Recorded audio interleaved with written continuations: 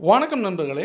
நாம் அந்த பதிவில் என்ன பார்க்க போகிறோம் அப்படின்னா, ஓய்வூதியர்களுக்கு பணப்பலன் அப்படிங்கிற தலைப்பை தான் நம்ம இந்த பதிவில் பார்க்க போகிறோம்.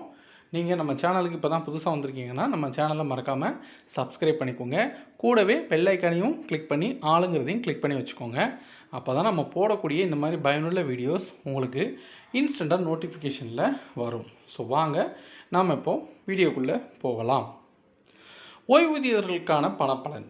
போக்குவரத்து ஓய்வூதியர்களுக்கு பணப்பலன் வழங்க 38 கோடி தமிழ்நாடு அரசு ஒதுக்கீடு செய்துள்ளது. 2022 டிசம்பர் நடப்பாண்டு மார்ச் வரை பங்களிப்பு ஓய்வூதிய திட்டத்தில் பணப்பலன் வழங்க நிதி ஒதுக்கீடு செய்யப்பட்டுள்ளது. சமீபத்தில் போக்குவரத்து ஊழியர்கள் ஸ்ட்ரைக் அறிவித்ததால் அரசு முத்தரப்பு பேச்சுவார்த்தை நடத்தியது. அதில் எடுக்கப்பட்ட முடிவின் அடிப்படையில் இந்த நிதி ஒதுக்கீடு செய்யப்பட்டுள்ளது.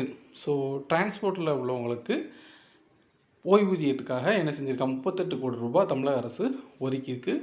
ஸோ இந்த வீடியோவை எல்லாருக்கும் ஷேர் பண்ணுங்கள், லைக் பண்ணுங்கள், கமெண்ட் பண்ணுங்கள். மறுபடியும் நம்ம அடுத்த ஒரு நல்ல வீடியோவில் சந்திப்போம். நன்றி, வணக்கம்.